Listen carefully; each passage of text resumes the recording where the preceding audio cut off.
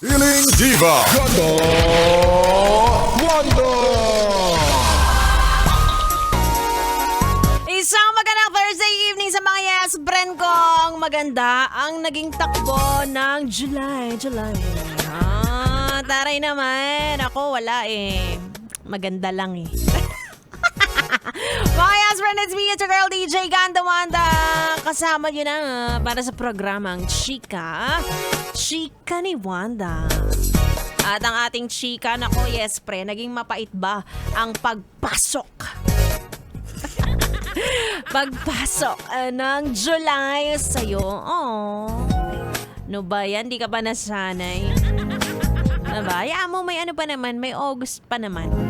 Para mas magbigay pa ng mas mapapait. Pangit talaga kapag... Ang pangit talaga kapag na-wish ka ng hindi maganda sa iba, no? Ayaw lumabas sa bibig ko. Anyway, sa mga gusto pa ng plot twist, bago matapos ang buwan na ito, may ilang oras ka pa para humabol. Di ba nababagot ka na? O, dali. Habang hindi pa pumapasok yung August, sige na, i-text mo na yung ka-opisina mo. Mag-confess ka na sa kanila. Sabi mo, bago matapos ang July, ibibigay ko na sa'yo ang aking... Ipapaalam ko na sa'yo ang aking nararamdaman. Mga ganyan lang naman, diba? Para pagpasok ng August, may bagong pagchichismisan sa opisina. At ikaw yon, oo. Kapag wala ka pang issue sa opisina, gumawa ka ng sarili mo. O kasi yung iba, dyan na po promote eh.